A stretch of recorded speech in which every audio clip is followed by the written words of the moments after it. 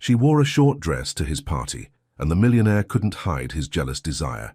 Before we explore all the details of this incredible story, tell us where you're following us from and the time. Subscribe to the channel so you don't miss a thing, and let's embark on this journey together. She knew walking into that office would change everything. She just didn't know how much. The elevator doors slid open with a soft chime, revealing the pristine marble floors of the 32nd floor of Depp & Associates. Monica Kane stepped out, her heels clicking confidently against the polished surface.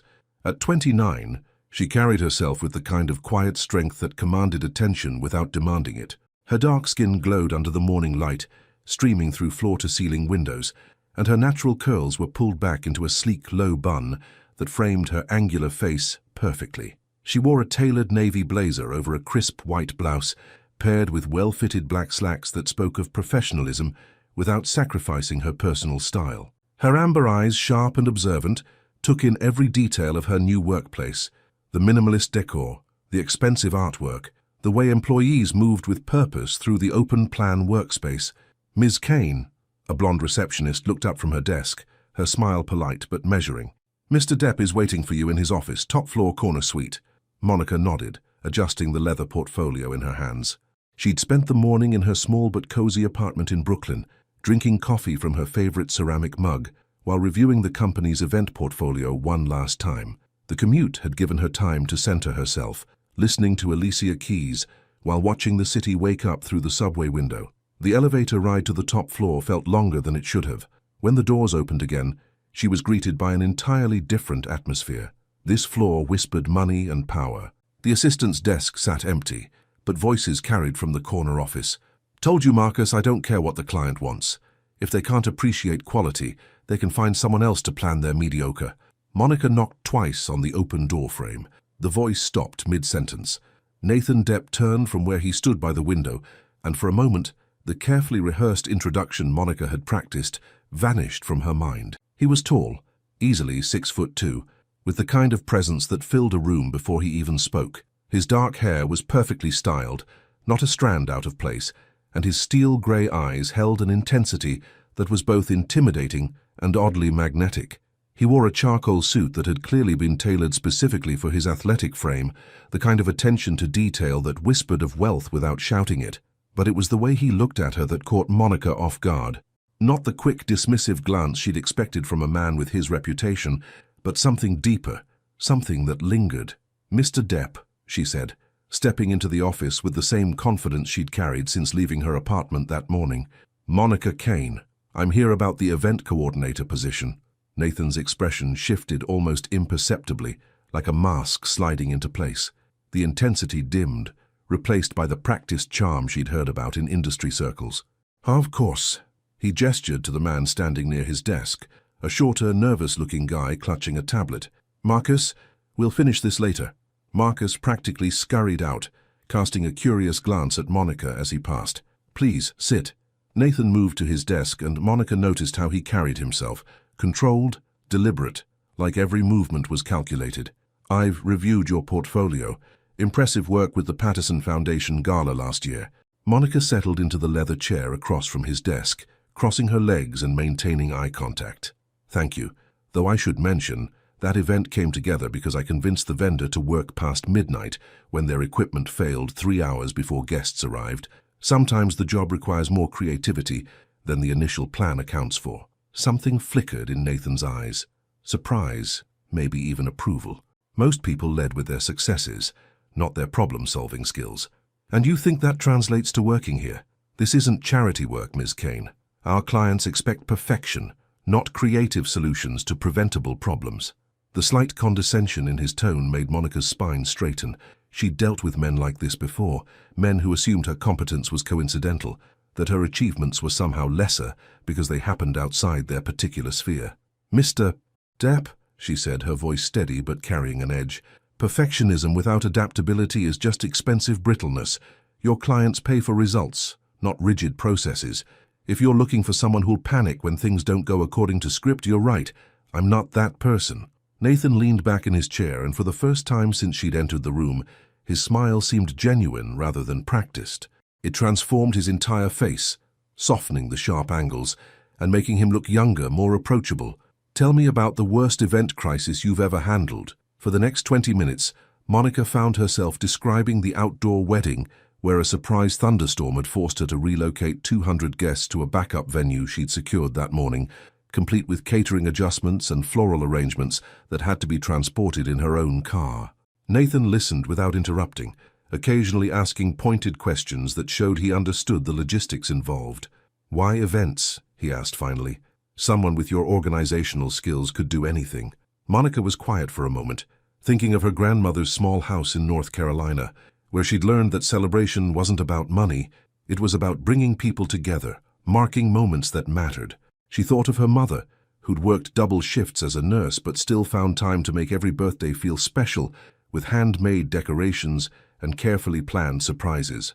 "Because the right event can change how people see themselves," she said. "I've watched a couple's wedding day convince them they deserve beautiful things. I've seen a company celebration make employees remember why they love their work. When you create something meaningful, you're not just planning a party, you're giving people permission to hope." Nathan was quiet for so long that Monica wondered if she'd said too much, revealed something too personal for a job interview. "When can you start?" he asked. "Is that an offer?" "It's an offer." Monica smiled, the first completely unguarded expression she'd allowed herself since entering the building. "Monday morning, 8 sharp." 7:30, Nathan countered. "We start early here." 7:30 it is?" As Monica stood to leave, Nathan rose as well, extending his hand. When she shook it, his grip was firm and warm, lasting perhaps a second longer than strictly professional. "Welcome to Depp & Associates, Ms. Kane. I have a feeling things are about to get interesting." Walking back to the elevator, Monica couldn't shake the feeling that Nathan Depp was more than his reputation suggested. Beneath the polished exterior and practiced charm, she'd glimpsed something else, a sharpness that matched her own, and maybe, just maybe, a loneliness he didn't even realize he carried. As the elevator descended, she pulled out her phone to call her best friend Jasmine with the good news. But even as she dialed, her mind kept returning to those steel-grey eyes and the way they'd seemed to see right through every professional wall she'd carefully constructed. She had no way of knowing that 32 floors above, Nathan Depp was still standing by his window, watching her emerge onto the street below, wondering what the hell had just happened to his carefully controlled world. And neither of them realized that everything had just begun to change. Some mornings change everything, and some people notice more than they should. Monday morning arrived with the kind of crisp autumn air that made New York feel alive. Monica stood in front of her bathroom mirror at 6:15 a.m., applying a subtle shade of lipstick that complemented her deep brown skin. She'd chosen a burgundy wrap dress that hugged her curves in all the right places, professional yet feminine, confident without being provocative. Her natural hair was styled in defined curls that framed her face beautifully, and small gold hoops caught the light when she moved. The subway ride into Manhattan gave her time to review her notes on the company's upcoming events. 3 major projects needed immediate attention: a product launch for a tech startup, a charity auction for a children's hospital, and the annual company celebration that was apparently Nathan Depp's pet project. Walking into the Depp & Associates building at exactly 7:25 a.m., Monica felt the familiar flutter of first-day nerves mixed with excitement. She'd been doing this job for 6 years, but every new company brought its own culture, its own challenges. "Monica," a warm voice called out as she stepped off the elevator. A woman in her mid-30s approached with a genuine smile and an outstretched hand. She had shoulder-length auburn hair, kind blue eyes, and the sort of approachable energy that immediately put people at ease. "I'm Colleen Matthews, Communications Director. Nathan asked me to show you around this morning." "Nice to meet you, Colleen." Monica shook her hand, grateful for the friendly welcome. "Coffee first, or would you prefer the grand tour?" Colleen gestured toward a sleek break room visible through glass walls. "Definitely coffee. I'm not fully human until I've had at least 1 cup." Colleen laughed. "A woman after my own heart. Fair warning, though. The machine here is fancy enough to intimidate actual baristas. Let me show you the tricks." As Colleen demonstrated the complicated espresso machine, she kept up a steady stream of conversation. "So you're taking over from Derek Lawson, sweet guy, but he had the organizational skills of a distracted golden retriever. Half the vendors didn't even know who to contact for payments." Monica winced. "How bad are we talking?" "Well, the Martinez wedding in 2 weeks? Derek booked the wrong venue. Same name, different location. About 40 miles apart. Please tell me you're joking. I wish I was, but don't panic. Nathan doesn't expect miracles on day 1. Maybe day 2. Colleen grinned, handing Monica a perfectly crafted cappuccino. They spent the next hour touring the office, and Monica began to understand the company's dynamics. Depp & Associates wasn't just an event planning firm. It was Nathan's personal empire, built on his reputation for delivering experiences that wealthy clients couldn't find anywhere else. The pressure for perfection wasn't just professional, it was personal. That's your office, Colleen said, opening the door to a spacious room with large windows overlooking the city. Nathan had it redecorated last week, said the previous setup was uninspiring. Monica stepped inside, taking in the clean lines of the modern furniture, the tasteful artwork and the small touches that showed someone had actually thought about functionality. Good lighting, multiple power outlets, even a small seating area for client meetings. He redesigned this himself. Nathan has very specific ideas about everything, Colleen said diplomatically. But he's fair. Demanding, but fair, and he genuinely cares about the work we do here. A knock on the doorframe made them both turn. Nathan stood there in another perfectly tailored suit, this one navy blue that made his grey eyes appear almost silver. His dark hair was slightly mussed, as if he'd been running his hands through it, and Monica caught herself wondering if he always looked effortlessly put together, or if there were moments when that control slipped. Ms. Kane settling in all right? His voice was all business, but something in his expression seemed softer than it had during the interview. Yes, thank you. The office is beautiful. Good. When you're ready, I'd like to go over the Martinez situation. Conference room in 10 minutes? He glanced at Colleen. You too, if you don't mind. They'll need updated press materials if we have to change venues this close to the date. After he left, Colleen raised an eyebrow. Interesting. What's interesting? He never includes communications in vendor meetings, usually just sends an email afterward with whatever we need to know. Colleen studied Monica's face with curious eyes. And he definitely doesn't personally redesign office spaces. That room has looked exactly the same for 3 years. Monica felt a flutter of something she couldn't quite name. Maybe he just wants to make sure I have everything I need to do my job well. Maybe, Colleen agreed, but her smile suggested she thought there was more to it. The conference room meeting revealed both Nathan's perfectionist nature and his genuine expertise. He knew every detail of every client's preferences, every vendor's capabilities, every potential problem that could arise. When Monica suggested moving the Martinez wedding to the Riverside Gardens venue, which she'd researched during their coffee break, he listened carefully to her reasoning before pulling out his phone. David? Nathan Depp. I need a favor for Saturday the 23rd. I know it's short notice, but I have a client situation. Monica watched him work, noting how his voice changed when he talked to vendors. Still authoritative, but warmer somehow. He wasn't just throwing money at problems, he was leveraging relationships built on mutual respect. Done, he said, hanging up. Riverside Gardens, same time, same price. David owes me from when I saved his daughter's sweet 16 after their original planner flaked. Just like that? Monica couldn't hide her amazement.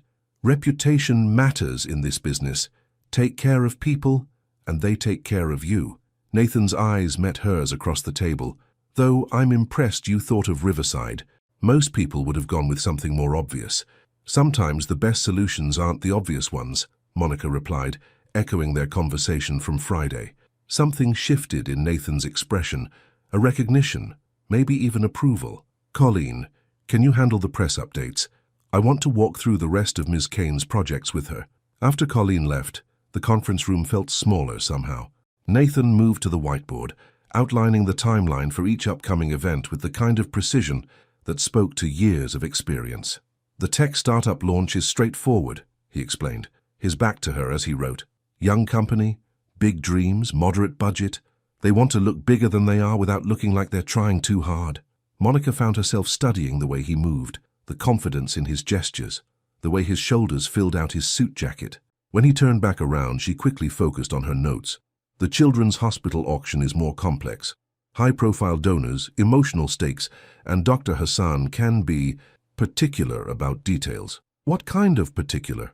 Nathan's mouth quirked into something that might have been a smile, the kind where she once made a caterer redo an entire menu because the appetizer plates were round instead of square. She felt circles were too casual for the occasion. Monica laughed despite herself. Okay, so attention to detail is crucial. Everything matters to these people, Ms. Kane. The font on the invitations, the height of the floral arrangements, the temperature of the room. Our job is to care about things they didn't even know they cared about. And the annual company celebration? Nathan's expression grew more serious. That one's mine. Every year we host an event for our staff, key clients and industry partners. It's, he paused, seeming to choose his words carefully, important to me that it reflects who we are as a company. Monica sensed there was more to it than he was saying, but didn't push. Instead, she asked, "What's the vision for this year? I was hoping you might have some ideas." Derek's plan was, Nathan grimaced, uninspired. "When is it?" 4 weeks from Friday. Monica's eyes widened. 4 weeks? For a company celebration with clients and partners? Is that a problem? The question carried a challenge, but also something else. Curiosity about how she'd respond to pressure. Monica leaned back in her chair, her mind already racing through possibilities. "It's tight but not impossible. What's the budget?" "Whatever it takes to make it unforgettable." Dangerous words, Mr. Depp. "I might take you up on that." For the first time since she'd met him, Nathan Depp laughed. Really laughed. The sound was rich and warm, transforming his entire face and making Monica's stomach do something that had nothing to do with the coffee she'd consumed. "I'm counting on it, Ms. Kane." As the meeting ended and Nathan gathered his papers, Monica realized something had shifted between them. The professional distance from Friday had given way to something more complex, a recognition of mutual respect, maybe even the beginning of trust. Walking back to her office, Monica couldn't shake the feeling that Nathan Depp was going to be more than just a demanding boss. There was something about the way he'd looked at her when she'd made him laugh, something that suggested beneath all that control and polish was a man who rarely let himself be genuinely surprised. And Monica Kane had always been good at surprising people. Some people watch, others truly see.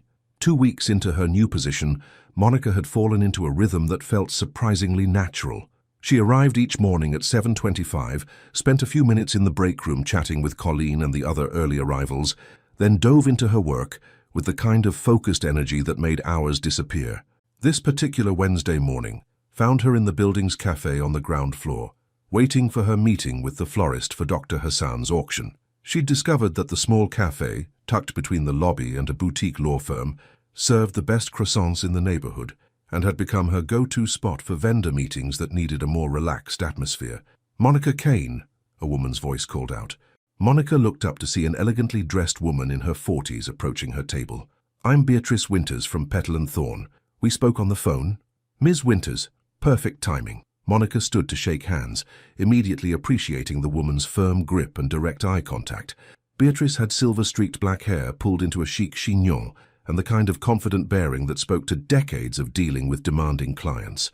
As they settled into their chairs with coffee, Monica pulled out her tablet. "I've been thinking about your suggestion for the centerpieces. The white orchids with gold accents could work beautifully, but I'm wondering about adding some texture." "You're thinking about the room's acoustics," Beatrice said with approval. "Most event planners only consider visual impact, but flowers affect how sound moves through a space." "Exactly. With a live auction, we need arrangements that enhance the energy rather than absorbing it." They spent 30 minutes discussing height variations and color palettes, and Monica found herself genuinely enjoying the creative collaboration. Beatrice clearly knew her craft, but more than that, she understood that flowers weren't just decoration. They were part of the emotional architecture of an event. "I think we have a plan," Monica said, finalizing notes on her tablet. "I'll send you the confirmed headcount by Friday, and we can adjust quantities accordingly." "Wonderful. Oh, and Monica," Beatrice's expression grew slightly mischievous, "I should mention, I've been doing flowers for Depp & Associates for 5 years. This is the first time Nathan has attended a vendor meeting." Monica looked up sharply. "Attended? What do you mean?" Beatrice gestured discreetly toward the cafe's entrance. Monica turned to see Nathan standing near the counter, apparently ordering coffee, but positioned where he had a clear view of their table. He wore a charcoal gray suit today, and even from across the room, she could see the way other patrons seemed to notice him, the kind of presence that drew attention without trying. "He's been there for about 10 minutes, Beatrice added quietly. "Very casual, very subtle, but I've planned enough events to recognize when someone's keeping an eye on things." Monica felt something flutter in her chest, part annoyance, part curiosity. Maybe he's just getting coffee. Maybe, Beatrice agreed, but her knowing smile suggested otherwise. Though I should mention, there's a perfectly good espresso machine on his floor. After Beatrice left, Monica remained at her table, ostensibly reviewing her notes, but actually trying to process what she'd just learned. Was Nathan checking up on her, or was there something else going on? Mind if I join you? Nathan's voice interrupted her thoughts. He stood beside her table, coffee cup in hand, expression carefully neutral. Of course, Monica gestured to the empty chair, her tone professional despite the rapid acceleration of her pulse. Nathan sat down and for a moment, neither of them spoke. Up close, Monica could see the faint lines around his eyes, stress maybe, or simply the weight of running a demanding business. His cologne was subtle but expensive, something woody and clean that seemed to suit him perfectly. Good meeting with Beatrice? He asked finally. Very productive. She's incredibly talented. Monica paused, then decided to address the elephant in the room. Though she mentioned you don't usually attend vendor meetings. Nathan's mouth quirked into something that might have been a smile. I don't usually have new coordinators handling my most important clients. Dr. Hassan's auction is that crucial. Dr. Hassan's auction raises over $2 million annually for children's cancer research. The hospital's board includes 3 of our biggest corporate clients and 2 city council members. So, yes, it's crucial. Monica studied his face, looking for signs of the micromanaging boss she'd been warned about in other companies. Instead, she saw something more complex, genuine care, mixed with the kind of protective instinct that suggested this event meant more to him than just business. There's something else, isn't there? She asked quietly. Nathan's fingers drummed against his coffee cup, a small break in his usual composure. My sister spent 3 months in that hospital when she was 7. Leukemia. Dr. Hassan's predecessor were instrumental in her recovery. The revelation hung between them, raw and unexpected. Monica felt something shift in her understanding of the man across from her. Beneath all the polish and control was someone who understood that their work had meaning beyond profit margins. I'm sorry, she said simply. That must have been terrifying. It was a long time ago. Olivia's fine now. She's a teacher in Portland, married with 2 kids who think Uncle Nathan spoils them too much. Nathan's expression softened for a moment before the professional mask slipped back into place. But some things stay with you. Is that why you started this company? To make sure important events get the attention they deserve? Nathan looked at her for a long moment, as if weighing how much to reveal. Partly. I realized that the events people remember, the ones that actually matter, they're about more than just logistics. They're about creating space for human connection. Monica felt her heart do something complicated. This wasn't the playboy millionaire that office gossip had painted. This was a man who'd built his entire career around understanding that celebration could be healing, that bringing people together in beautiful spaces could create hope. The auction will be perfect, she said with quiet confidence.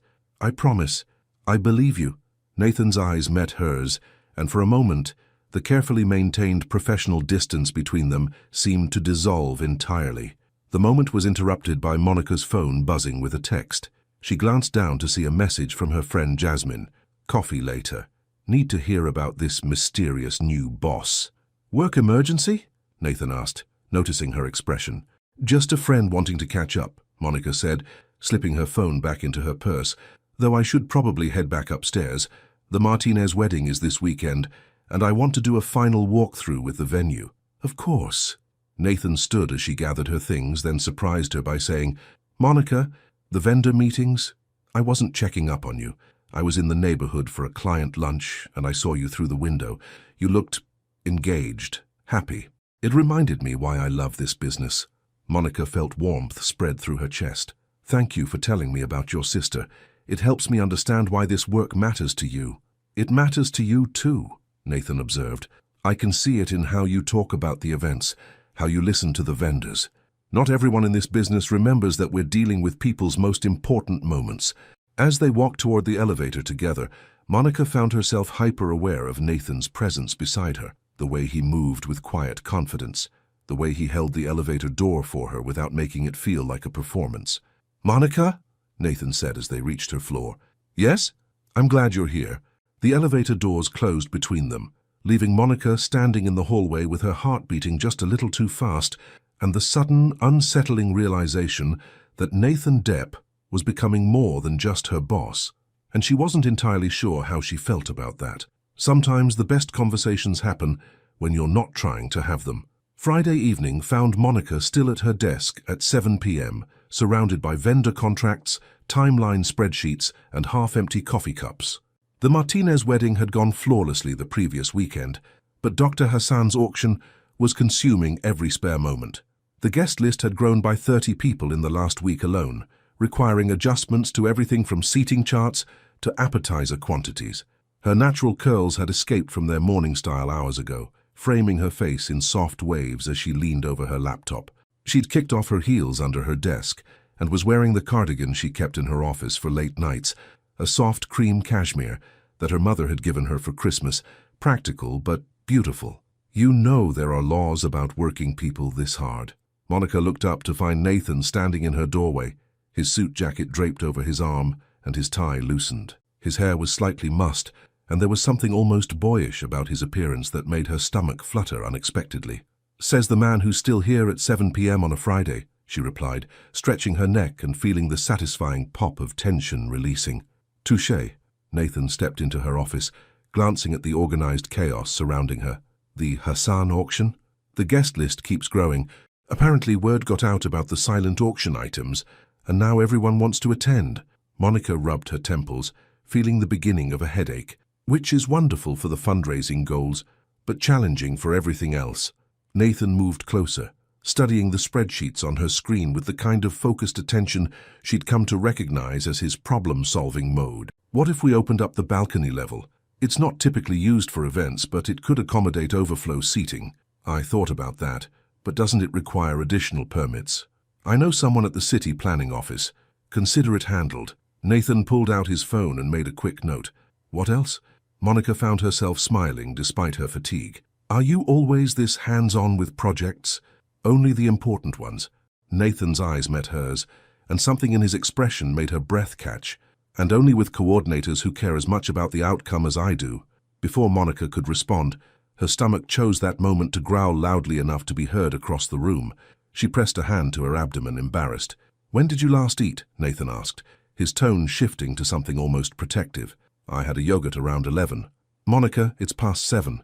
That's not eating, that's surviving." Nathan's expression grew stern. "Pack up your things, we're getting food. I really should finish. The auction isn't tomorrow. The spreadsheets will still be here on Monday." Nathan's voice carried the kind of authority she'd heard him use with difficult vendors. "Come on." 20 minutes later, Monica found herself in an unexpected situation, sitting across from Nathan Depp in a small Italian restaurant in Little Italy, watching him argue passionately with the owner about the proper way to prepare osso buco. "Mr. Depp, I've been making this dish for 30 years, the elderly man protested, his Italian accent thick with amusement. "And I'm not questioning your technique, Giuseppe. I'm just saying my grandmother's version included a touch of orange zest that made all the difference." Monica watched this exchange with fascination. Gone was the polished businessman from the office, replaced by someone who gestured with his hands and seemed genuinely invested in the conversation. When Giuseppe finally agreed to add the orange zest just this once, Nathan's smile was triumphant and completely unguarded. "Your grandmother was Italian?" Monica asked as Giuseppe bustled away to the kitchen. "Half Italian, half Irish, deadly combination." Nathan poured wine from the bottle Giuseppe had insisted they needed. "She lived with us when I was growing up, taught me that food was love and love required attention to detail." "Is that where you learned to be so particular about events?" Nathan considered this, swirling the wine in his glass. "Maybe. She used to say that how you treat people in small moments reveals who you really are. Every dinner she cooked, every birthday she planned, it all mattered because the person mattered." Monica felt something warm settle in her chest. "She sounds wonderful." "She was. Nonna would have loved you, actually. She appreciated women who spoke their minds and didn't take any nonsense." Nathan's eyes crinkled with memory. "She once made my college girlfriend cry because the girl criticized her lasagna recipe." "Your poor girlfriend." "Ex-girlfriend," Nathan corrected, taking a sip of wine. "Turned out anyone who couldn't appreciate Nonna's cooking wasn't someone I wanted to keep around." The food arrived in waves. Antipasto, fresh bread, the osso buco that had caused such debate. Monica found herself relaxing in a way she hadn't expected. Without the office setting and formal business attire, Nathan felt less like her intimidating boss and more like a person, Someone who cared about his grandmother's recipes and knew the owner of small restaurants by name. "Tell me something," Nathan said, as they shared a plate of tiramisu that Giuseppe had insisted was necessary for the soul. "Why did you really leave your last job?" Monica set down her spoon, considering how much truth to share. The company was successful, but it felt soulless. Everything was about profit margins and cost-cutting. "I once had a bride crying because we couldn't afford the flowers she'd dreamed of for her entire life, and my boss told me it wasn't our problem, but you made it your problem anyway. I may have found a way to reallocate some budget from decorative linens to get her those flowers." Monica smiled at the memory. "She sent me a photo from her honeymoon, her and her husband laughing in this beautiful garden, and she was wearing a flower crown made from her bridal bouquet, worth every awkward conversation with accounting." Nathan leaned back in his chair, studying her face in the soft restaurant lighting. "You know what I noticed about you that first day? My sparkling personality? Your shoes." Monica blinked in surprise. "My shoes. They were comfortable but professional, beautiful but practical. Most people who interview with me wear shoes that hurt because they think suffering equals dedication." Nathan's voice grew thoughtful. "But you wore shoes that would let you run around a venue all day solving problems. It told me you actually understood what this job requires. You hired me because of my footwear choices. I hired you because you think like someone who's going to be running around venues solving problems." Nathan's smile was soft and genuine. The shoes were just confirmation. As they walked back toward the office building where Monica had left her car, she found herself hyper-aware of Nathan's presence beside her. The wine had left her feeling relaxed and slightly warm, and the evening air carried the scent of his cologne mixed with the lingering aromas from the restaurant. "Thank you," she said as they reached her car, "for dinner, for listening, for making sure I remembered to eat. Thank you for trusting me with the real reasons you left your last job." Nathan's voice was quiet, almost intimate in the dim streetlight. "And Monica, that bride's flower crown photo, I would have done the same thing." As Monica drove home to her apartment in Brooklyn, she found herself replaying the evening in her mind. The way Nathan had laughed with Giuseppe, the stories about his grandmother, the unexpected gentleness when he'd noticed she hadn't eaten. This wasn't the smooth, calculating playboy that office gossip described. This was someone who remembered his grandmother's recipes and paid attention to whether his employees were taking care of themselves. And that realization was far more dangerous than any reputation could have prepared her for. Sometimes disaster strikes just when everything seems to be falling into place. The morning of Dr. Hassan's auction arrived with the kind of crisp October day that made Manhattan feel like a movie set. Monica stood in the grand ballroom of the Riverside Hotel at 6 a.m., clipboard in hand, watching vendors transform the elegant space into something magical. Beatrice's team was arranging the centerpieces, tall glass cylinders filled with white orchids and gold accents that caught the morning light streaming through the floor-to-ceiling windows. The silent auction tables lined the perimeter, each item beautifully displayed with professionally printed cards, detailing their stories and starting bids. "The lighting looks perfect," Colleen said, appearing beside Monica with 2 cups of coffee. "You've outdone yourself with this one." Monica accepted the coffee gratefully, inhaling the rich aroma. She wore a sleek black pantsuit today, professional but elegant, with her hair pulled back in a low chignon that would survive 12 hours of event management. "Don't celebrate yet. We've got 8 hours until the first guests arrive." As if summoned by her caution, Monica's phone buzzed with a call from the catering manager. "Monica, we have a problem," came the stressed voice of Dylan Torres, head of catering. "The seafood delivery is 3 hours late, and the backup supplier can't match the quantities we need." Monica felt her stomach drop. The auction's signature appetizer was supposed to be seared scallops with truffle oil, Dr. Hassan's personal favorite, and a dish that several major donors specifically attended the event to enjoy. "What are our options?" Monica asked, already mentally running through alternatives. "We can do a beautiful crab and avocado tartine, or pivot to beef tenderloin canapes. Both are elegant. Both can be executed with what we have on hand. Give me 15 minutes to check with the client." Monica hung up and immediately dialed Dr. Hassan's number, praying the surgeon would be understanding about the last-minute change. "Dr. Hassan, it's Monica Kane. I'm afraid we have a small situation with the catering." 10 minutes later, Monica hung up with relief. Dr. Hassan had been surprisingly gracious about the substitution, especially when Monica explained that the crab tartines would actually pair better with the wine selection. "Crisis averted?" Colleen asked. having overheard the phone conversations. For now, though with events this size, there's always something. As if to prove her point, Monica's phone rang again. This time it was the audio-visual technician. The projection system for the live auction isn't syncing with the lighting board. We can fix it, but we need access to the main electrical panel, and hotel maintenance says they can't get someone here until this afternoon. Monica closed her eyes and took a deep breath. Can you work around it? We can do manual lighting cues, but it won't be as seamless as planned. Make it work, I'll handle hotel maintenance. As Monica ended the call, she noticed Nathan approaching across the ballroom. He wore a perfectly tailored charcoal suit, but something about his posture suggested he'd already heard about the morning's challenges. Rough morning? He asked, his voice carrying that blend of concern and confidence that had become familiar. Nothing we can't handle. Catering substitution and some technical hiccups. Monica straightened her shoulders, determined not to let the stress show. Everything will be perfect by 7. Nathan studied her face for a moment.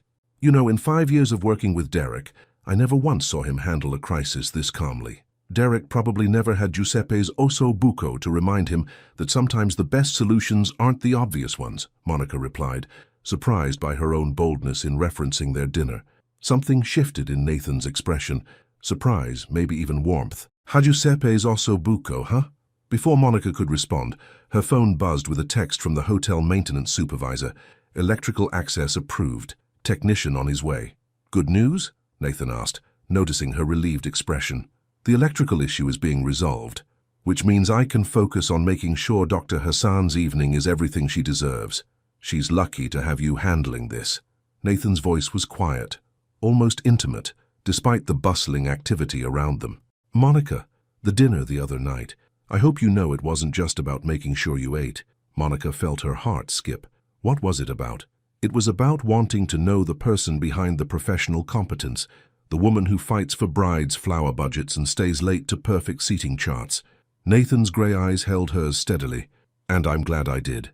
The moment stretched between them, charged with something that had nothing to do with auction planning and everything to do with the growing awareness that their relationship had shifted into territory neither of them had explicitly acknowledged. Mr. Depp, a voice interrupted them. Monica turned to see a young man in hotel uniform approaching nervously. I'm sorry to bother you, but there's an issue with the VIP reception area setup. Nathan's expression immediately shifted back to business mode. What kind of issue? The furniture delivery for the private reception lounge. It's the wrong style. Modern instead of traditional. Dr. Hassan specifically requested traditional pieces for her VIP donors. Monica felt her careful planning start to unravel. The VIP reception was crucial. 30 of the hospital's biggest supporters would gather there before the main event, and Dr.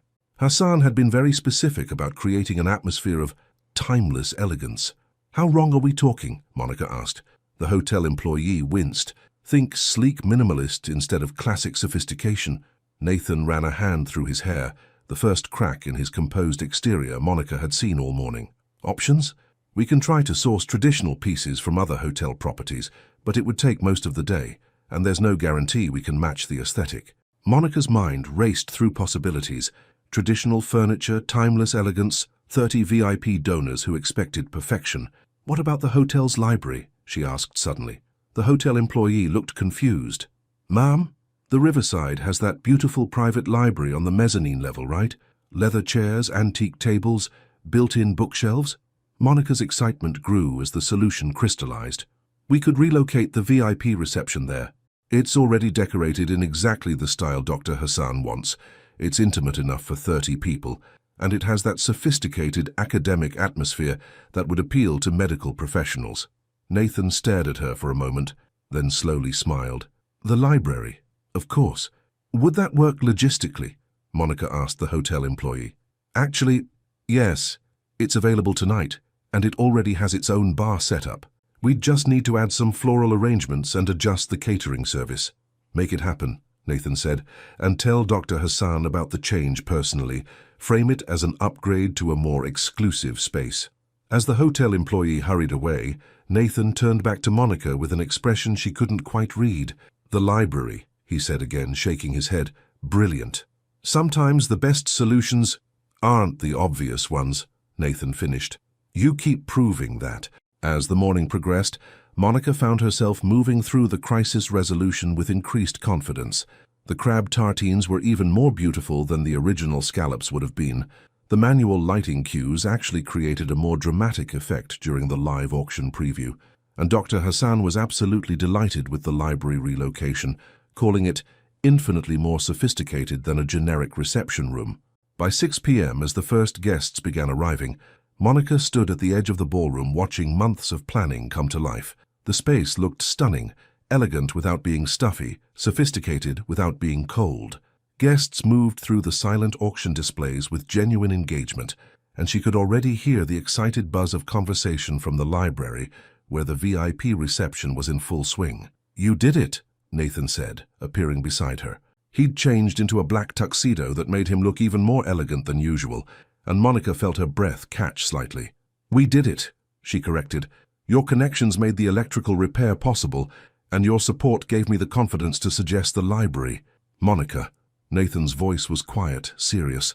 "What you accomplished today, the problem-solving, the grace under pressure, the way you turned every crisis into an opportunity, it's extraordinary." She turned to face him fully, noting the way the ballroom lighting softened his features and made his eyes appear almost silver. "Thank you.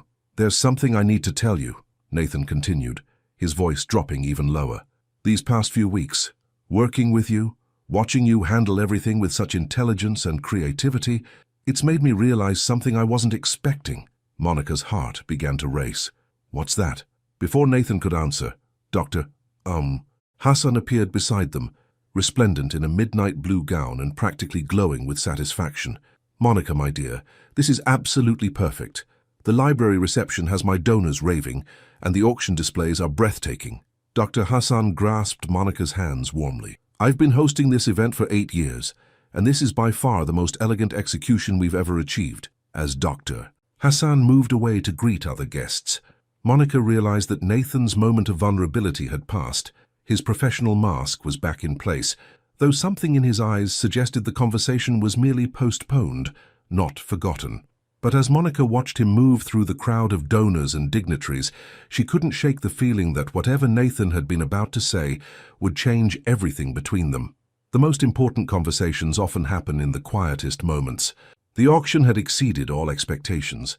By 10 p.m., Dr. Hassan's fundraiser had raised over $2.8 million, the highest total in the event's history. Guests lingered in small groups, reluctant to end an evening that had felt both elegant and meaningful. Monica moved through the ballroom, coordinating the breakdown with vendors, while maintaining the warm smile that had become second nature during years of event management. Her feet ached in her heels, and several curls had escaped her careful chignon, but she felt the deep satisfaction that came from executing something truly exceptional. Every detail had worked, from the last-minute crab tartines that guests were still raving about to the intimate library reception that had created exactly the sophisticated atmosphere Dr. Hassan had envisioned. "The silent auction tables can stay until tomorrow morning," she told Beatrice, who was carefully packing the remaining floral arrangements. "Hotel staff will secure everything overnight." "Monica, dear, you've outdone yourself," Beatrice said, pausing in her work. "I've been doing flowers for charity events for 15 years, and I've never seen such seamless execution. You should be proud." As the last guests filtered out and vendors finished their initial breakdown, Monica found herself alone in the ballroom with Nathan. He'd removed his tuxedo jacket and loosened his bow tie, looking more relaxed than she'd seen him all evening. The formal lighting had been dimmed to a warm glow that made the space feel intimate rather than grand. "Dr. Hassan wants to book us for next year's auction before we even leave the building," Nathan said, approaching with 2 glasses of champagne from the bar. "She's never done that before." Monica accepted the champagne gratefully, feeling the bubbles tickle her nose as she took a sip. She seemed genuinely happy with everything. "That means more to me than I expected it would." "Why?" Monica considered the question, rolling the champagne glass between her palms. "Because she could have any event-planning company in the city. She chose us, trusted us with something that matters deeply to her. Living up to that trust, it's not just professional satisfaction, it's personal." Nathan studied her face in the soft lighting. "You really care about this work, not just the logistics or the problem-solving, the meaning behind it, don't you?" "I do now." Nathan's voice was quiet, almost thoughtful. "But I didn't always. When I started this company, it was about building something successful, proving I could create luxury experiences that wealthy people would pay premium prices for. What changed? Nathan moved closer, leaning against one of the auction tables. You, actually. Watching you work these past few weeks, seeing how much you invest in understanding what each event means to the people involved, it reminded me why I fell in love with this business in the first place. Monica felt her heart skip at his choice of words. Nathan, earlier tonight before Dr. Hassan interrupted us, I was trying to tell you something. Nathan set down his champagne glass and turned to face her fully. These past few weeks have been different for me. Working with you, talking with you, seeing how you approach challenges with such intelligence and grace, it's made me realize that I've been going through the motions for longer than I care to admit. Monica's breath caught. The ballroom felt suddenly smaller, the air charged with possibility and uncertainty. What are you saying? Nathan took a step closer, close enough that Monica could see the slight nervousness in his expression, despite his composed exterior. I'm saying that somewhere between watching you reorganize Derek's filing system and listening to you convince Dr. Hassan that crab tartines were better than scallops, I stopped thinking of you as just my incredibly competent event coordinator and started thinking of me as what? As someone I look forward to seeing every morning, someone whose laugh makes my day better, someone who challenges me to be better at my own job. Nathan's voice dropped lower. Someone I can't stop thinking about, even when I know I should maintain professional boundaries. Monica felt the world shift slightly, like stepping from solid ground onto a boat. Everything she'd been trying not to acknowledge about her growing feelings for Nathan was suddenly reflected back at her, given voice and shape. Nathan, we work together. This could complicate everything. I know. Believe me, I've thought about that. Nathan ran a hand through his hair, disrupting its perfect style. I've tried to convince myself that what I'm feeling is just professional admiration or gratitude for your excellent work, or anything else that would let me maintain the status quo. And I can't, because it's not professional admiration when I find myself taking longer routes past your office just to see if you're there. It's not gratitude when I catch myself smiling at nothing because I remember something you said. And it's definitely not maintaining appropriate boundaries when I spend dinner meetings thinking about how I'd rather be having dinner with you. Monica set down her champagne glass with slightly shaking hands. This is dangerous territory. I know. If this goes wrong, it could affect my career, your company, everything we've both worked for. I know that too. Nathan stepped closer still, close enough that Monica could smell his cologne and see the way the dim lighting caught the silver flecks in his gray eyes. But Monica, what if it doesn't go wrong? What if this thing between us, whatever it is, what if it's worth the risk? Monica looked up at him, seeing not the polished businessman or the demanding boss, but the man who remembered his grandmother's recipes and made sure his employees ate dinner and cared enough about a children's hospital to attend vendor meetings personally. What exactly are you asking me? I'm asking if you feel it too, this connection between us. I'm asking if I'm imagining the way you look at me sometimes, or the way conversations between us feel different than conversations with anyone else. Nathan's voice was vulnerable in a way that made Monica's chest tighten. And if you do feel it, I'm asking if you'd be willing to explore what it might mean. Monica felt herself standing at a crossroads. On one side lay the safe, professional relationship they'd maintained, successful, comfortable, uncomplicated. On the other side lay something unknown and potentially wonderful and absolutely terrifying. Nathan, she began, then stopped, searching for words that felt adequate to the moment. You don't have to answer tonight, Nathan said quickly, perhaps mistaking her pause for rejection. I just needed you to know. I needed to be honest about what's been happening for me, because keeping it to myself was starting to feel dishonest to both of us. Monica reached out without thinking, placing her hand on his arm. The contact sent warmth racing through her system, and she saw Nathan's eyes widen slightly at the touch. It's not that I don't know how to answer, she said quietly. It's that I'm scared of how much I want to say yes. The admission hung between them, raw and honest, and completely changing the landscape of their relationship. Nathan covered her hand with his own, his touch warm and steady. Scared because you don't trust me? Or scared because you do? Monica looked up at him, seeing in his expression the same mixture of hope and vulnerability that she felt in her own chest. Scared because I've never felt anything quite like this before, she whispered. And I don't know how to navigate it without losing myself or everything I've worked for. Nathan's thumb traced gently across her knuckles. What if we figured it out together? Slowly, carefully, with complete honesty about what we're both feeling and what we both need. And in that moment, surrounded by the remnants of a perfect evening and the possibility of something even more perfect, Monica realized she was about to make a choice that would change everything. Some decisions echo through every moment that follows. Monica's apartment felt different when she woke up Saturday morning. The same cream-colored walls, the same vintage furniture she'd collected over the years, the same view of Brooklyn's tree-lined streets. But everything seemed to carry new weight after the previous night's conversation with Nathan. She lay in bed longer than usual, replaying the moment when she'd finally answered his question. "Yes," she'd whispered, her hand still in his. "Let's figure it out together." The memory made her stomach flutter with the same mixture of excitement and terror she'd felt in that dimly lit ballroom. Her phone buzzed with a text from Nathan. "Good morning. I hope you slept well. No pressure about anything we discussed. Just wanted you to know I'm thinking about you." Monica smiled despite her nervousness. Even in text messages, he was thoughtful, giving her space while letting her know she wasn't alone in navigating this new territory. She typed back, "Good morning. I slept surprisingly well, all things considered. Thank you for being patient with my overthinking." His response came quickly. "Your overthinking is one of the things I admire about you. It means you take important things seriously." After a leisurely morning that included homemade pancakes and a call to her mother in North Carolina, Monica found herself walking through Prospect Park, trying to process the shift in her life. The October air was crisp and clean, and the autumn leaves created a carpet of gold and crimson beneath her feet. Her friend Jasmine had been texting all morning, demanding details about why Monica had been glowing mysteriously in her Instagram stories from the auction. But Monica wasn't ready to share this development yet. It felt too new, too fragile to examine under the scrutiny of well-meaning friends.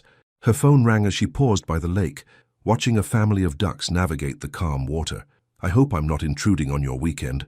Nathan's voice was warm and slightly uncertain. "Not at all. I'm just walking in Prospect Park, trying to clear my head." "How's that going?" Monica laughed softly. "Slowly. I keep thinking about last night, about what we decided to explore, and alternating between excitement and mild panic. The panic is understandable. This isn't exactly conventional." Nathan paused. "Monica, I want you to know that whatever happens between us personally, it won't affect your job. Your work speaks for itself. Dr. Hassan's auction proved that beyond any doubt. I appreciate that, but we both know it's more complicated than job security. If we try this and it doesn't work out, then we'll handle it like adults, with honesty and respect and a commitment to maintaining the professional relationship that works so well for both of us." Monica found herself smiling at his matter-of-fact tone. "You make it sound simple. The principles are simple. The execution might be more challenging." Nathan's voice grew softer. "Monica, would you like to have dinner with me?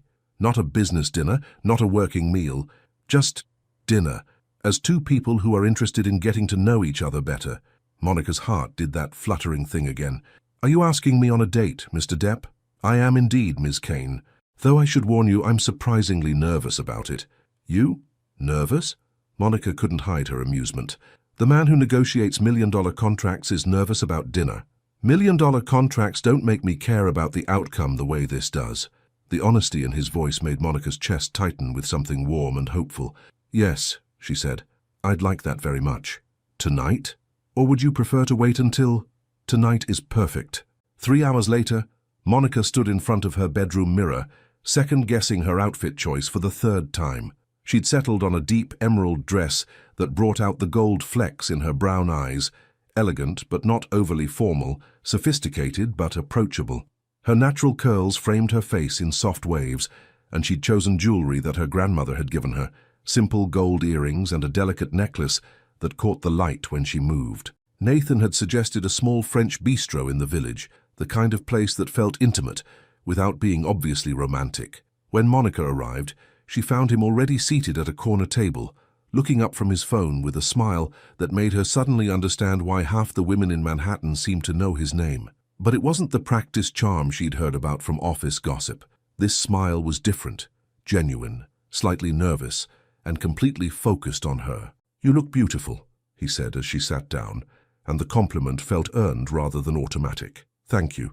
You clean up pretty well yourself." Nathan had traded his usual business attire for dark jeans and a navy sweater that made his grey eyes appear almost blue. He looked younger, more relaxed, and Monica found herself noticing details she'd never allowed herself to observe in the office. The way his hair curled slightly at the nape of his neck, the small scar near his left eyebrow, the way his hands moved when he talked. "I have to admit," Nathan said as they studied their menus, "I'm not entirely sure how to do this." "Do what?" "Date someone I already know I'm crazy about." Nathan's honesty was disarming. "Usually there's more mystery, I suppose. More wondering if the person is someone I want to spend time with. But I already know I want to spend time with you. I already know you're intelligent and kind and funny, so I'm not sure what the usual dinner conversation protocol is." Monica laughed, feeling some of her nervous energy dissipate. "Well, we could skip the "what do you do for work" conversation. Definitely. We could also skip the "where did you grow up" basics. Since I know you're from North Carolina, and I can hear just a hint of the South in your voice when you're tired or annoyed. You notice that? I notice everything about you, Monica. That's part of the problem." The waiter appeared to take their drink orders, giving Monica a moment to process Nathan's admission. When they were alone again, she leaned forward slightly. "What else do you notice?" Nathan's expression grew thoughtful. "I notice that you bite your lower lip when you're concentrating. I notice that you have different laughs for different situations. Polite, professional laugh, genuine amusement laugh, and the laugh you can't control when something really strikes you as funny. I notice that you touch your necklace when you're nervous, like you're doing right now." Monica's hand dropped from her necklace, and she felt heat rise in her cheeks. "You really do notice everything. Your turn. What do you notice about me?" Monica considered the question, studying his face in the candlelight. "I notice that you have different versions of yourself. There's the confident businessman who can intimidate vendors and charm clients. There's the perfectionist who cares deeply about every detail. And then there's the person who talks about his grandmother's recipes and makes sure his employees eat dinner. Which version do you prefer? The one who's sitting across from me right now? The one who admits he's nervous and notices things about lip biting and laughs?" Monica paused. "The one who's real?" Something shifted in Nathan's expression. Surprise, maybe even relief. "I don't get to be real very often. In my business, vulnerability is often seen as weakness. But not by me, no," Nathan said quietly. "Not by you." The conversation flowed naturally after that, ranging from childhood memories to travel dreams to books they'd loved. Monica found herself sharing stories she rarely told, about helping her grandmother cook Sunday dinners, about the first event she'd planned going disastrously wrong, about her secret ambition to write a novel someday. Nathan talked about his sister Olivia with obvious affection, describing her attempts to set him up with nice teacher friends and her children's elaborate schemes to extract more presents from Uncle Nathan.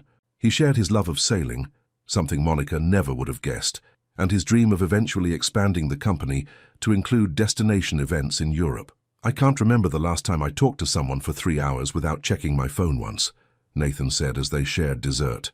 "A chocolate tart that was almost too beautiful to eat. Is that good or concerning?" "Definitely good. It means I'm exactly where I want to be." As they walked slowly back toward where Monica had parked her car, she found herself reluctant for the evening to end. The streets of the village were quiet, and Nathan's presence beside her felt both thrilling and comfortable. "Thank you for tonight," she said as they reached her car. "For dinner, for the conversation, for making this feel natural instead of awkward. Thank you for saying yes." Nathan stepped closer, close enough that Monica could see the conflict in his expression. "Monica, I want to kiss you goodnight, but I also want to make sure we're taking this at a pace that feels right for both of us." Monica looked up at him, seeing the careful control he was maintaining, the respect for her comfort and boundaries.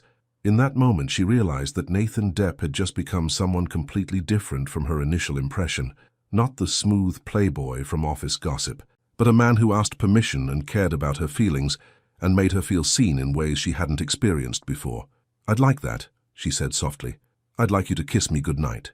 Nathan's hand came up to cup her cheek gently, his thumb tracing along her jawline. When he leaned down to kiss her, it was soft and careful and perfect, a question and an answer, all at once. And as Monica drove home through the quiet Brooklyn streets, she realized she was no longer nervous about exploring this new territory with Nathan. She was ready for the adventure. The hardest part isn't falling, it's learning how to fly together. Monday morning brought an unexpected challenge: how to maintain professionalism when all Monica wanted to do was smile every time she saw Nathan. She arrived at the office at her usual 7:25. but found herself taking an extra moment in the elevator to compose her expression into something appropriately businesslike. The weekend had been a revelation. After their dinner Friday night, they'd spent Saturday afternoon exploring the Brooklyn Museum together and Sunday morning sharing coffee and the newspaper on her apartment's small balcony. 3 days of discovering Nathan outside the context of work had shifted something fundamental in how she saw him and how she saw herself with him. But now, walking through the familiar halls of Depp & Associates, she felt the weight of maintaining boundaries that suddenly seemed both necessary and impossible. "Morning, Monica."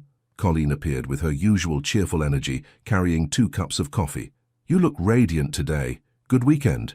"Relaxing, thanks." Monica accepted the coffee, hoping her smile didn't reveal too much. "How was your Saturday night date? The one with the architect?" "Boring," Colleen said with theatrical disappointment. "He spent 2 hours explaining the difference between Art Deco and Art Nouveau, which would have been fascinating if I'd asked. But enough about my romantic disasters. We need to talk about the Meridian tech launch." They spent the next hour reviewing plans for the tech startup's product launch, scheduled for the following Friday. The client wanted something that felt innovative but accessible, a challenge that required balancing cutting-edge technology displays with an atmosphere that wouldn't intimidate potential investors. "The venue layout looks good," Monica said, studying the floor plan, "but I'm concerned about the networking flow. We want people to move naturally between the product demonstrations and the conversation areas. What if we created guided stations instead of free-form mingling?" Colleen suggested. "Like a progressive dinner but for technology?" Monica's eyes lit up. "That's brilliant. We could have hosts at each station to facilitate introductions and explain the tech in accessible terms." As they refined the concept, Monica became aware of Nathan's presence before she saw him. It was something new, this heightened awareness of when he was near, like a sixth sense she'd never experienced before.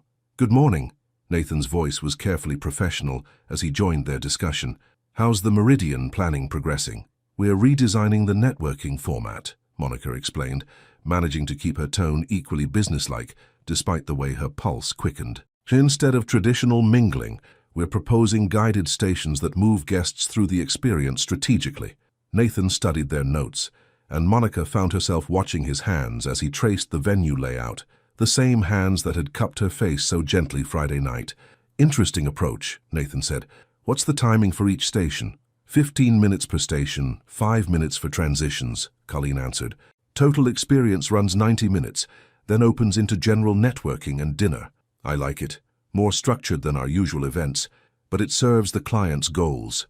Nathan's eyes met Monica's briefly. "Good thinking." The moment of eye contact lasted perhaps 2 seconds longer than it should have, and Monica saw Colleen notice the exchange with raised eyebrows. After Nathan left for a client meeting, Colleen immediately pounced. "Okay, what was that?" "What was what?" Monica attempted innocence while organizing papers that didn't need organizing. "That look. The way you two were suddenly very careful about not looking at each other too much." Colleen's grin was knowing. "Monica Kane, did something happen between you and our devastatingly handsome boss?" Monica felt heat rise in her cheeks. "We're maintaining professional boundaries. That's not a denial. That's all you're getting." Colleen laughed. "Fair enough. But for what it's worth, I've never seen Nathan look at anyone the way he was just looking at you, and I've worked here for 3 years. The rest of the morning passed in meetings and vendor calls, but Monica found herself hyper-aware of the new dynamic. Every interaction with Nathan required careful calibration, maintaining the professional relationship that had always worked well while acknowledging the personal connection that now existed beneath the surface. It wasn't until late afternoon that she found herself alone with Nathan again. She was in the supply room searching for presentation folders when he appeared in the doorway. "This is harder than I expected," he said without preamble. Monica looked up from the shelves, immediately understanding what he meant. "Pretending nothing has changed. Wanting to ask how your morning was, but knowing that Colleen would notice if I lingered by your office. Catching myself smiling when I hear your laugh from the conference room." Nathan stepped into the small room, close enough that Monica could smell his cologne. "I keep forgetting that everyone else doesn't know about us yet." "Us," Monica repeated softly. "I like the sound of that." Nathan's expression softened. "Do you? I wasn't sure if you'd changed your mind after the weekend, if maybe the reality of dating your boss felt too complicated." "It is complicated," Monica admitted. "This morning I spent 5 minutes coaching myself on how to look at you normally, and I may have failed, based on Colleen's interrogation. Nathan winced. She noticed. She's observant, but she won't say anything to anyone else. Monica found herself stepping closer to Nathan, drawn by the intimacy of the small space and the rare moment of privacy. Nathan, I don't regret anything about this weekend, but we need to figure out how to make this work without compromising either of our professional reputations. Agreed. Nathan's hand found hers, fingers intertwining. What if we kept things completely separate during work hours? No personal conversations, no lingering looks, nothing that would raise questions. And after work hours? After work hours, we're just Monica and Nathan, two people who happen to like each other very much and want to explore what that might mean. Monica squeezed his hand. I can live with that. Though you should know that not looking at you the way I want to look at you is going to require some serious self-control. Nathan's thumb traced across her knuckles. The way you want to look at me? Like you're the most interesting person in any room. Like I'm trying to memorize the way your eyes change color in different light. Like I'm thinking about Friday night and Saturday afternoon and Sunday morning and how much I want more moments like those. Nathan's breath caught. Monica, I know. Work hours. Professional boundaries. Monica reluctantly stepped back, putting distance between them. But after 6 p.m. all bets are off. Nathan's smile was soft and promising. I'm holding you to that. The rest of the afternoon passed more smoothly, though Monica caught herself checking the clock more frequently than usual. At 5:45 she was packing up her desk when her phone buzzed with a text from Nathan. Dinner tonight. I know a place with excellent osso buco. She typed back, Is that your grandmother's recipe again? No, but the chef trained in Milan. Second best option. Pick me up at 7. I'll be there at 6:55. I'm finding it hard to wait the full time. Monica smiled, tucking her phone into her purse. As she gathered her coat and bag, Colleen appeared in her doorway. Heading home? Eventually. I have dinner plans. Anyone I know? Colleen's expression was innocent, but her tone suggested she suspected exactly who Monica's dinner companion might be. Just a friend, Monica said, then added with a grin, a very good friend. Uh-huh, Colleen crossed her arms. Well, have fun with your very good friend, and Monica, whatever's making you glow like that, keep doing it. As Monica rode the elevator down to the lobby, she reflected on how much her life had changed in just one weekend. The careful professional distance she'd maintained with Nathan had given way to something infinitely more complex and rewarding. Yes, it would require navigation and discretion, and probably some awkward moments as they figured out the boundaries. But standing on the sidewalk outside the building, watching Nathan's car pull up with him behind the wheel, looking like he couldn't wait to see her, Monica realized that some complications were worth it. And as she slipped into the passenger seat and saw Nathan's face light up with genuine happiness, she knew this particular complication was going to be the best adventure of her life. Sometimes jealousy reveals truths we've been too afraid to acknowledge. The evening of the annual company celebration had arrived, and Monica stood in her apartment bedroom, staring at her reflection with a mixture of excitement and nervousness. She had chosen a dress that was unlike anything she'd worn to a work event before, a sleek emerald green number that hugged her curves perfectly and ended just above her knees. The fabric seemed to shimmer with every movement, and the color brought out the gold flecks in her brown eyes. It wasn't provocative, but it was undeniably stunning. Monica had bought it on impulse the previous weekend, telling herself she deserved something beautiful after weeks of successful events. Tonight felt like the right moment to remind herself, and perhaps others, that she was more than just the incredibly competent event coordinator. Her natural curls were styled in loose waves that framed her face, and she'd chosen gold jewelry that caught the light when she moved. As she applied a final touch of lipstick, Monica admitted to herself that part of her wondered how Nathan would react to seeing her like this, not as his professional colleague, but as the woman he'd been quietly pursuing for weeks. The Hudson River Hotel ballroom looked exactly as Monica had envisioned. Crystal chandeliers cast warm light over tables draped in deep navy linens with centerpieces of white roses and silver accents. The space buzzed with the sophisticated energy of successful people celebrating their achievements. Monica moved through the crowd, checking final details with vendors, but she was increasingly aware of the attention her dress was attracting. Male colleagues who'd barely noticed her before were suddenly finding reasons to approach her with compliments and conversation. "Monica, you look absolutely stunning tonight," said James Harrison from the marketing department, appearing beside her with 2 glasses of champagne. "I don't think I've ever seen you look more beautiful." "Thank you, James. The event seems to be going well." "It is, but I have to say you're definitely the most captivating thing in the room." James moved closer, his intention clearly more personal than professional. "I was wondering if you'd like to have dinner sometime. Away from work, just the 2 of us." Before Monica could respond, she noticed Nathan across the room. He was speaking with Dr. Hassan and several board members, impeccably dressed in his black tuxedo, but something about his posture had changed. His jaw was slightly tense, and his eyes kept drifting toward her conversation with James. "That's very kind, James, but—" "Monica," another voice interrupted as Trevor Mills approached with obvious appreciation in his expression. "I have to echo, James. You look absolutely radiant tonight. That dress is incredible on you." More men began gravitating toward their small group, and Monica found herself at the center of attention in a way that felt both flattering and overwhelming. She was used to being respected for her professional competence, but tonight she was being noticed for something entirely different. Across the room, Nathan's conversation with Dr. Hassan had essentially stopped. He was watching Monica with an intensity that made something flutter in her chest, but there was something else in his expression, something darker, more possessive than she'd ever seen before. "Gentlemen," came Nathan's voice as he approached their group, his tone polite but carrying an undercurrent of steel. "I hope you're all enjoying the celebration." "Nathan, we were just telling Monica how stunning she looks tonight," James said, seemingly oblivious to the tension radiating from his boss. "I can see that," Nathan replied, his grey eyes locking with Monica's for a moment that felt charged with electricity. "Monica, could I speak with you privately? There's an issue with the catering timeline." Monica knew there was no catering issue. They'd confirmed everything an hour ago, but she also recognized the carefully controlled emotion in Nathan's voice. "Of course," she said, excusing herself from the group of admirers. Nathan led her toward the hotel's garden terrace, a quiet space overlooking the river that was currently empty of guests. The moment they were alone, Monica could see the struggle in his expression, professional composure warring with something more primal. "There's no catering issue, is there?" she asked softly.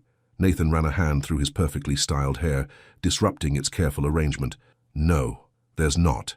"Then why—" "Because I couldn't stand watching them look at you like that for another second." Nathan's voice was rough, honest in a way that made Monica's breath catch. "Because seeing James Harrison ask you to dinner made me want to remind him that there are professional boundaries that shouldn't be crossed." Monica stepped closer, studying Nathan's face in the soft light from the ballroom. "Professional boundaries? Christ, Monica, you know it's not about professional boundaries." Nathan's composure finally cracked. "You walk into that ballroom looking absolutely breathtaking, and suddenly every man in the room notices what I've been trying not to notice for weeks. And what's that? That you're the most beautiful woman I've ever seen. That watching you laugh with James Harrison makes me want to stake a claim I have no right to make. That I've never been jealous in my entire life, and tonight I wanted to tell every man in that room to stop looking at you like they had a chance." The admission hung between them, raw and possessive and completely honest.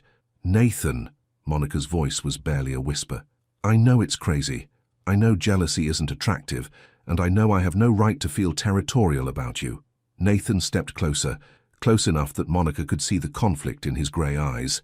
"But Monica, I can't pretend anymore that what I feel for you is professional admiration or friendship or anything else that would let me maintain appropriate boundaries. What do you feel for me?" Nathan's hands came up to frame her face, his touch gentle despite the intensity in his expression. "I feel like you've completely turned my world upside down. I feel like I've been going through the motions of my life until you walked into it. And I feel like watching other men notice how incredible you are is going to drive me absolutely insane." Monica's heart was racing, but she managed to ask, "So what are you saying?" "I'm saying that I don't care about appropriate boundaries anymore. I'm saying that this dress, this night, watching you be admired by every man in that room, it's made me realize that I don't want to be your boss who occasionally takes you to dinner." Nathan's voice dropped to barely above a whisper. "I want to be the man who gets to take you home. I want to be the one who has the right to feel proud when other men notice how beautiful you are, because they know you're mine." The possessiveness in his voice should have been alarming, but instead, Monica felt warmth spread through her entire body. This wasn't the controlled businessman from the office. This was a man who'd been pushed past his careful boundaries by desire and jealousy, and something deeper than either. "Nathan, are you telling me you're jealous?" she asked. a smile playing at the corners of her mouth. Desperately, irrationally, completely. Nathan's thumb traced along her jawline. I've never felt anything like it, and it's terrifying and exhilarating, and I can't seem to care about anything except making sure you know how much you mean to me. Monica reached up to touch his face, feeling the slight tremor in his carefully controlled exterior. You know what's funny? What? I bought this dress thinking about you, wondering if you'd notice me differently, if you'd see me as more than just your competent event coordinator. Monica's smile grew warmer. I had no idea it would make you jealous. Are you pleased that it did? Monica considered the question, looking at this man who'd shed all his professional armor to stand before her completely vulnerable and honest about his feelings. I'm pleased that it made you honest, she said softly. I'm pleased that it pushed you past all the careful boundaries you've been maintaining, and I'm pleased that you're finally telling me what I've been hoping to hear for weeks, which is that you want me as much as I want you, not as your employee, not as your business partner, but as the woman you can't stop thinking about. Nathan's smile was soft and relieved and completely transformative. Monica Kane, you have no idea how much I want you. Show me, she whispered. And as Nathan kissed her on the garden terrace, with the lights of Manhattan twinkling below and the sound of celebration drifting from the ballroom, Monica realized that sometimes the most important moments happened when you stopped trying to be appropriate and started being honest about what you really wanted. When they finally broke apart, Nathan rested his forehead against hers. We should go back inside, he said, though he made no move to step away. We should, Monica agreed, equally reluctant to end the moment. But first, I need you to know something. What's that? Nathan's expression grew serious, vulnerable in a way that made Monica's chest tighten with emotion. This isn't just about tonight or about jealousy or about how incredible you look in that dress. Nathan's voice was quiet but certain. Monica, I'm falling in love with you. And that terrifies me more than any business deal ever has, but I can't pretend it's not happening anymore. Monica felt tears threaten at the raw honesty in his voice. Nathan, you don't have to say anything back. I just needed you to know that what I'm feeling isn't casual, and it isn't going away, and I don't want it to. Monica smiled through the tears that had begun to fall. Good, because I'm falling in love with you too, and I was starting to worry I was in this alone. And as they walked back into the ballroom together, Monica realized that sometimes the best night of your life started with the perfect dress and ended with the perfect man finally being honest about his heart. Truth has a way of surfacing when you least expect it, and most need it. The week following the annual celebration had been a study in professional tension. Monica threw herself into work with renewed intensity, using vendor meetings and timeline spreadsheets as armor against the doubts that Vivian's words had planted. She arrived earlier, stayed later, and maintained such careful professional distance from Nathan that even Colleen noticed the shift. You're avoiding him, Colleen said bluntly, cornering Monica in the break room Thursday afternoon. And don't try to deny it. You've perfected the art of being in meetings whenever he's looking for you. Monica focused intently on stirring sugar into her coffee. I'm not avoiding anyone, I'm managing my workload. Your workload doesn't require you to practically sprint away every time Nathan approaches your office. Colleen's voice softened. Monica, what happened at the party? You've been different since then. Before Monica could deflect again, Trevor Mills appeared in the doorway, his expression serious. Monica, Nathan wants to see you in his office. Something about the Pemberton wedding this weekend. The Pemberton wedding, a high-profile society event that would be featured in 3 different magazines, was Monica's biggest solo project to date. She'd spent weeks coordinating with vendors, managing the bride's increasingly elaborate requests, and ensuring every detail met Nathan's exacting standards.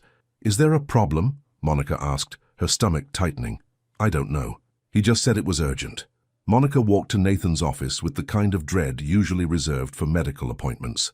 She found him standing by his window, still in his suit jacket despite the late hour, his posture tense in a way that made her immediately worried. You wanted to see me about the Pemberton wedding. Nathan turned, and Monica was struck by the exhaustion in his expression. Close the door, please. The request sent alarm bells through Monica's system. In 6 weeks of working together, Nathan had never asked her to close his office door. What's wrong? She asked, remaining standing despite his gesture toward the chairs. I just got off the phone with Eleanor Pemberton. She's cancelling the wedding. Monica felt the blood drain from her face. Cancelling? The wedding is in 3 days. We have vendors flying in from California, flowers being delivered tomorrow morning, a cake that took 2 weeks to create. I know. Believe me, I know. Nathan ran a hand through his hair, disrupting its perfect styling. She's calling off the engagement entirely, something about discovering her fiancé's gambling debts and a secret apartment he's been keeping. Monica sank into the chair she'd been refusing, her mind racing through the logistics nightmare this created. The deposits, the vendor contracts, the venue. We'll handle the financial fallout. Insurance will cover some of it, and I'll absorb the rest. Nathan moved to sit across from her, his expression grim. But Monica, there's something else. Something that complicates this situation considerably. What do you mean? Nathan was quiet for a long moment, seeming to struggle with how to explain. Vivian Cross called me this afternoon. She said she'd heard about the Pemberton cancellation through industry connections and wanted to offer her assistance with damage control. Monica felt cold dread settle in her stomach. How did she know? We literally just found out. That's what I asked, and that's when she told me something. Troubling? Nathan's eyes met Monica's directly. She said she's been monitoring our client communications. Apparently she has a contact at the venue who's been feeding her information about our events. She's been spying on us. More than that, she knew about the Pemberton cancellation before we did, because her contact called her first. She's been positioning herself to swoop in and offer rescue services to our clients when problems arise. Monica stared at Nathan, pieces of a puzzle clicking into place. The Martinez wedding venue mix-up, the Hassan auction catering delay, were those... I don't know, but the timing is suspicious. Nathan's expression grew darker. Vivian plays a very sophisticated game, Monica. She doesn't just compete for business. She creates opportunities by creating problems for her competitors. And you think she's been sabotaging our events? I think she's been trying to make us look unreliable while positioning herself as the solution. Nathan leaned forward, his voice dropping. But there's something else. Something more personal. Monica's chest tightened. What? At the party last week, she made it very clear that she knows about us, about our relationship. Nathan's jaw tensed.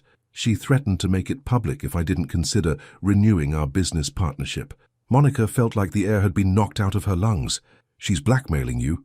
She's leveraging personal information for professional gain, which is exactly the kind of thing I was afraid of when we started this relationship. Nathan's voice carried a note of defeat that made Monica's heart ache. Monica, I think we need to consider whether continuing our personal relationship is worth the risk to your career and my company. The words hit Monica like a physical blow. After weeks of navigating their careful balance between professional and personal, after dinners and conversations and moments of genuine connection, Nathan was suggesting they end things because of Vivian's manipulation. So that's it? Monica's voice was steadier than she felt. Vivian threatens us and we just give up. It's not giving up. It's protecting what matters most. And what matters most to you, Nathan? Your company's reputation, or the fact that some vindictive ex-girlfriend is trying to control your life? Nathan's expression shifted, something flashing in his eyes that looked like pain. My company employs 12 people, Monica. Their livelihoods depend on our reputation remaining intact. I can't risk that for what? For me? Monica stood up, anger and hurt warring in her chest.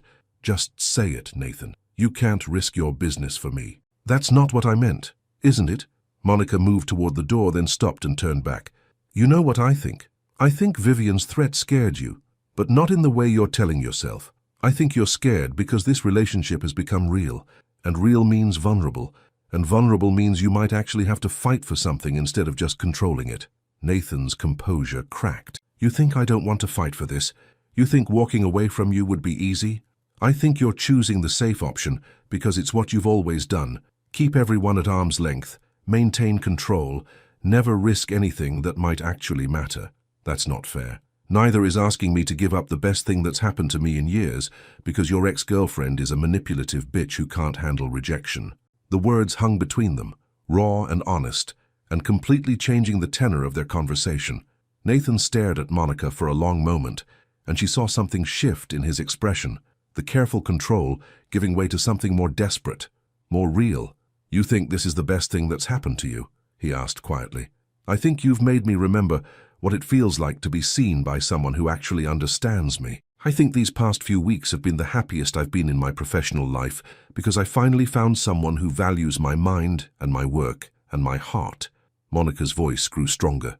But apparently, I was wrong about how much it meant to you. Monica reached for the door handle, but Nathan's voice stopped her. Wait. She turned back to find him standing, his expression transformed from defeated to determined. You're right, he said simply. About all of it. I am scared, and I was choosing the safe option, and I've spent so many years protecting myself that I almost threw away the most important thing in my life. Monica felt her anger begin to shift into something more hopeful, but she didn't move away from the door. What are you saying, Nathan? I'm saying that Vivian Cross can go to hell. I'm saying that if she wants to play games, we'll play better games. And I'm saying that I would rather fight every vindictive competitor in Manhattan than lose what we have because I was too much of a coward to choose love over fear. Nathan crossed the room to stand in front of her, his eyes intense and determined, in a way that reminded Monica of that night in the garden when he'd first confessed his feelings. Monica, that night at the celebration, when I told you I was falling in love with you, I meant every word. But I was still holding back, still protecting myself. Nathan's voice grew stronger, more certain. I'm not falling anymore. I'm completely, utterly, desperately in love with you. Monica felt tears she hadn't realized were forming begin to spill over. Nathan, I love how brilliant you are when you're solving problems. I love how you care about people's dreams and fight to make them real. I love how you laugh when something genuinely surprises you, and I love how you're brave enough to call me out when I'm being an idiot. Nathan's hands came up to frame her face gently. I love you, Monica Kane, completely and without reservation. And I'm not going to let anyone, not Vivian, not business concerns, not my own fears, take that away from us. Monica felt her heart swell with the certainty in his voice, the way he'd moved from cautious confession to absolute declaration. That night in the garden when you said you were falling in love with me, I told you I felt the same way. But Nathan, I wasn't just falling either. No, I love you too, Monica said, her voice strong and sure. I love the man who gets jealous when other people notice me, who fights for the people and causes that matter to him, who makes me feel like the most important person in the world. She smiled through her tears. I love you completely, and I'm ready to fight for us too. Nathan's laugh was soft and relieved. So what do we do now? Now we figure out how to handle Vivian Cross together, as partners. Monica's smile was fierce and determined, because I'm not giving up the best thing that's ever happened to me either. And as Nathan kissed her in his office, surrounded by the city lights and the promise of challenges ahead, Monica realized that some fights were worth everything, especially when you weren't fighting alone. 6 months later, the best love stories aren't about perfect beginnings. They're about choosing each other every day. The spring morning sun filtered through the floor-to-ceiling windows of Monica's new office, larger than her previous one, with a view of Central Park that still made her smile every time she looked up from her work. The nameplate on her door now read, Monica Kane, Senior Event Director, a promotion that had come with Nathan's expansion of the company into destination events. She was reviewing contracts for a wedding in Tuscany when Colleen appeared in her doorway, practically vibrating with excitement. You need to see this, Colleen said, thrusting her tablet forward. The article just went live. Monica looked at the screen to see a feature in Manhattan Business Weekly titled Rising Stars Event Planning, Duo Takes Industry by Storm. The article included professional photos of both her and Nathan, along with shots from their most successful events over the past 6 months. Listen to this, Colleen continued, reading aloud.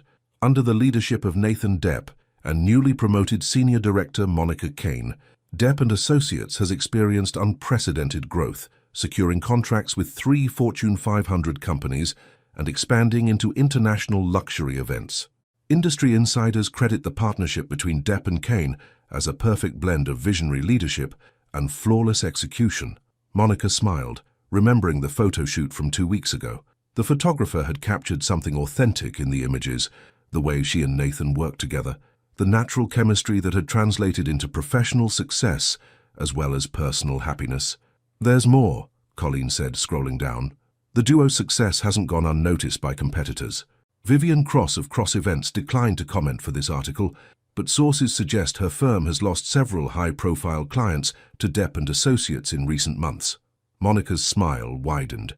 Vivian's attempts at sabotage had backfired spectacularly once they'd exposed her tactics. The venue contact who'd been feeding her information had been fired, and word of her unethical practices had spread quickly through the industry's tight-knit network. 3 major clients had terminated their contracts with Cross Events, citing concerns about business integrity. "Speaking of our favorite power couple," Colleen said with a knowing grin, "Nathan's been pacing around his office for 20 minutes. He keeps checking his watch and straightening his tie. Either he has the world's most important client meeting or—" Before Colleen could finish her speculation, Nathan appeared behind her, looking exactly as nervous as Colleen had described. His dark hair was perfectly styled, and he wore a navy suit that brought out the silver in his grey eyes, but there was something almost boyish about his energy. "Monica, do you have a minute? I wanted to discuss the Henderson anniversary party logistics." Monica raised an eyebrow. The Henderson party wasn't until next month, and they'd finalized all the logistics 3 days ago. "Of course. Colleen, could you give us some privacy?" Colleen's grin suggested she suspected exactly what was happening. "I'll be at my desk if you need anything. Take your time with those logistics." After Colleen left, Nathan closed the office door and turned to face Monica. She noticed he was holding a small velvet box, and her heart began to race. "Nathan, before you say anything, I know this isn't traditional. I know we're at work, and I know this might seem impulsive, but I've been carrying this around for 2 weeks trying to find the perfect moment, and I finally realized that every moment with you is perfect." Nathan moved to stand in front of her desk, his nervousness evident but his voice steady. "6 months ago, you walked into my office and completely changed my life. You made me remember why I love this work, why I love this city, why I want to build something meaningful instead of just successful." Monica stood up, her legs suddenly unsteady. "You challenged me to be better, supported me when I doubted myself, and loved me even when I was too scared to admit I loved you back." Nathan dropped to one knee, opening the small box to reveal a stunning emerald-cut diamond set in platinum, surrounded by smaller stones that caught the morning light. "Monica Kane, you are the most intelligent, talented, beautiful woman I've ever known, and I want to spend the rest of my life planning adventures with you." Monica felt tears beginning to form as Nathan continued. "Will you marry me? Will you be my partner in everything, business, love, and all the beautiful chaos that comes with both?" Monica looked down at Nathan, seeing in his expression the same vulnerability and hope she'd felt that night in the ballroom when he'd first told her he loved her. She thought about everything they'd overcome together. Vivian's sabotage, the challenges of mixing business with love, the risk of opening their hearts completely to another person. "Yes," she whispered, then louder. "Yes, of course, yes." Nathan's smile was radiant as he slipped the ring onto her finger. It fit perfectly, and Monica realized he must have enlisted Colleen's help to find out her size. "It's beautiful," she said, admiring the way the diamond caught the light. "Nathan, it's absolutely perfect. Not as perfect as you saying yes." Nathan stood and pulled her into his arms, kissing her with the kind of joy that made Monica understand why people wrote songs about moments like this. A knock on the door interrupted them, followed by Colleen's voice. "Is it safe to come in, or should I give you more time for logistics?" "Come in," Monica called, laughing as she wiped tears from her cheeks. Colleen entered with a bottle of champagne and 3 glasses. "I may have been prepared for this possibility. Trevor's handling your calls. The Henderson file is mysteriously missing from your desk, and I've cleared your calendars for a celebratory lunch." "How did you—" Nathan began. "Please. You've been carrying that ring box around for 2 weeks, walking into walls because you're so distracted, and asking me increasingly obvious questions about Monica's favorite restaurants."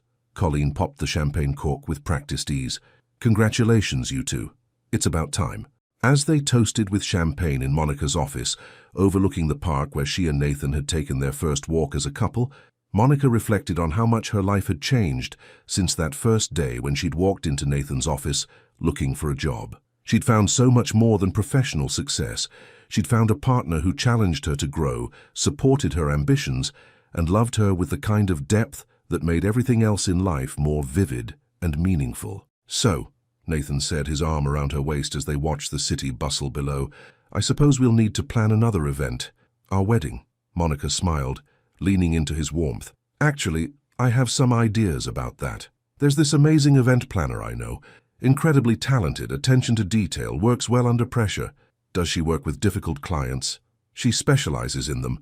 Though I should warn you, her rates have gone up significantly since her promotion." Nathan laughed, the sound rich and happy and full of promise. "I think I can afford her, especially since I'll be paying in a lifetime of love and adventure." "Deal," Monica said, turning in his arms to kiss him again. Outside, spring was transforming the city into something green and hopeful. Inside, two people who'd found love in the most unexpected place were planning their future together, one beautiful moment at a time. And in a small office across town, Vivian Cross was reading the Manhattan Business Weekly article about Depp and Associates' success, wondering how everything had gone so wrong, never quite understanding that some people are simply meant to find each other, no matter who tries to keep them apart. Sometimes the greatest risk is not taking one at all. Monica and Nathan's story reminds us that love isn't about finding someone perfect. It's about finding someone worth fighting for, someone who sees your potential and helps you become the best version of yourself. True partnership means facing challenges together, supporting each other's dreams, and choosing love even when fear whispers that safety is better than vulnerability. Your participation means a lot to the channel. Please share your thoughts in the comments. What did this story teach you about love and jealousy? Would you have been brave enough to choose love over professional safety like Monica and Nathan did? Thank you so much for watching until the end. If you enjoyed this story, don't forget to subscribe to the channel. Leave a like and comment your thoughts. Your participation is very important to us. See you next time.